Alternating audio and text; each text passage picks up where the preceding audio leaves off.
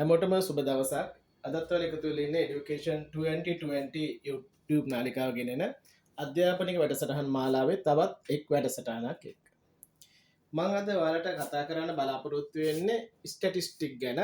මේ යටතේ මුලින්ම අපි බලමු data set එක අපි කොහොමද mean එක, median එක සහ mod එක හොයන්නේ කියන ආකාරය ගැන තමයි කතා කරන්නේ. දැන් අපි උදාහරණයක් විදිහට හිතමු data set එකක් අපිට දීලා තියෙනවා කියලා 2යි 4යි 6යි 3යි 2යි 1යි කියන මේ data set එකක් තියෙනවා.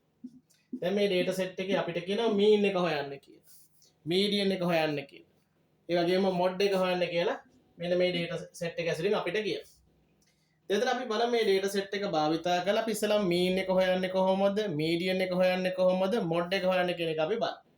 ඉතින් මේ වගේ ප්‍රශ්නයක් දුන්නාම අපි ඉස්සෙල්ලාම කරන දේ තමයි මේක අපි ascending node එකකට හදා ගන්න ඕනේ. ascending node එකකට මේ data set එක හදා ගන්න. එහෙනම් අපි මේ ascending node එක ඉස්සෙල්ලාම ලියන එක. ඔන්න එක ලියමු. ඊට පස්සේ තියෙනවා දෙකේවා දෙකක් තියෙනවා. ඔන්න එකක් ලියුවා, ඊටු දෙක ලියුවා. ඊට පස්සේ තුන තියෙනවා. ඊට පස්සේ හතරේවා දෙකක් තියෙනවා. ඊට පස්සේ 6 තියෙනවා. ඔක්කොම 1යි 2යි 3යි 4යි 5යි 6යි 7යි. 1යි 2යි 3යි 4යි 5යි 6යි 7යි. දැන් අපි බලමු කොහොමද මෙන්න මේ data set එකේ mean එක ගණනය කරන්නේ කොහොමද කියන දේ මම ඉස්සෙල්ලාම කතා කරා. ඉතින් අපි mean එක ගන්න හරියම ලේසි. අපි සමීකරණයක් භාවිතා කරන mean එකට අපි කියන x bar කියලා. x bar සමානයි xi බෙදීම n. එතන මේකදී අපි xi කියලා කියන්නේ sigma xi. sigma xi කියලා කියන්නේ මෙන්න මේ සියලු මාගයන් වල එකතු. එහෙනම් බලන්න අපි කීයක් දෙන්නේ කියලා. 1යි 2යි 3යි 5යි 8යි 12යි 16යි 22යි. දැන් බලන්න 10යි 14යි 17යි 19යි 20යි 22ක්. නේද 22 බෙදලා අපි n කියලා ගන්න කීයද? 1යි 2යි 3යි 4යි 5යි 6යි 7යි number of observation ගාන 7යි. එහෙනම් අපිට මෙන්න මේ 22 7ෙන් බෙදුවම අපිට මේකේ mean එක ගණනය කරන්න පුළුවන්. එහෙනම් 22ට 7 3යි 3යි ඉතුරු 1යි 10ට 3යි. එහෙනම් අපිට 3.3ක් කියලා එනවා මේකේ mean එක. අසල්ජ මේක 3.3ක් කියලා අපිට mean එක ගන්න. අපි මොකද්ද කරේ? 22 බෙදුවා 7ෙන්. 22 7ෙන් බෙදුවම 4ක් 3 21යි. ඉතුරු 10ට 4ක් 1යි 3.1ක් කියලා අපිට එනවා මේකේ mean එක යන්න. හරි.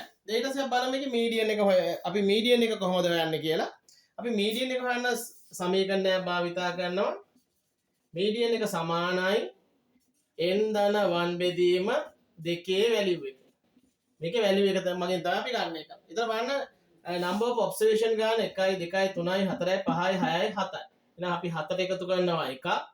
එන ගානක් බෙදනවා 2කින්. එහෙනම් අපිට එනවා 8 බෙදීම 2 කියලා කියන්නේ fourth value එක තමයි මේකේ median එක. එහෙනම් මම median එක කියලා කියන්නේ 1 2 3 4. එහෙනම් මෙන්න මේ 3 කියන එක තමයි මේකේ median එක වෙන්නේ. ඊට පස්සේ බලන්න mod එක හොයන්නේ කොහොමද? එහෙනම් mod එක කියලා කියන්නේ වැඩිම වාර ගානක් ඉදිරිය තියෙන සංඛ්‍යාවක මේ මෝඩ් එකට දෙකක් ගන්න පුළුවන්. එකක් තමයි 2 කියන සංඛ්‍යාව. ඒ කියන්නේ 2 කියන එක දෙපාරක් ඉදිරිය තියෙනවා. 4 කියන එක දෙපාරක් ඉදිරිය තියෙනවා. මේක නම් මෝඩ් දෙකක් තියෙනවා. මෝඩ් දෙකක් තියෙන එකක් තමයි 2 අනිත් එක තමයි 4. හරි එහෙනම් බලන්න ආයේ අපි මතක් කරගමු අපි කොහොමද mean එක හොයන්නේ, median එක හොයන්නේ සහ mod එක හොයන්නේ. mean එක හොයන්නේ අපි කිසියම් data set එක මේ තියෙන අගයන් ටිකේ එකතුව. අපි බෙදනවා number of observation ගානෙන් බෙදනවා. බෙදුවම අපිට ලැබෙනවා මොකද්ද? mean එකේ අගය ලබා ගන්න පුළුවන්. ඊට පස්සේ median එක හොයනකොට අපි හොයන්නේ මේ අපි බලපු observation කරපු සම්පූර්ණ අගයට එකක් එකතු කරලා එක දෙකෙන් බෙදලා ලැබෙන value එක තමයි බලන්නේ. එතන මෙතන අපිට 8ක් එනවා. ඒ කියන්නේ fourth value එක කියන්නේ 1 2 3 4 කියලා කියන්නේ 3 තමයි මේකේ median එකේ අගය. mod එක කියලා කියන්නේ මොකද්ද? මෙන්න මේ එකම number එක වැඩිම වාර ගණනක් විදිහට තියෙන number එක. එහෙනම් බලන්න මේකේ දෙකක් තියෙනවා. ඒ කියන්නේ 2 කියන එකක් දෙපාරක් තියෙනවා. 4 කියන එකක් දෙපාරක්. එහෙනම් මේකේ mod එකට 2 සහ 4 කියන අගයන් දෙකම ගන්න පුළුවන්. අපි ඊළඟ දවසේ variance එක, standard deviation එක, coefficient value එක, quartiles හොයන ආකාරය ගැන කතා කරමු.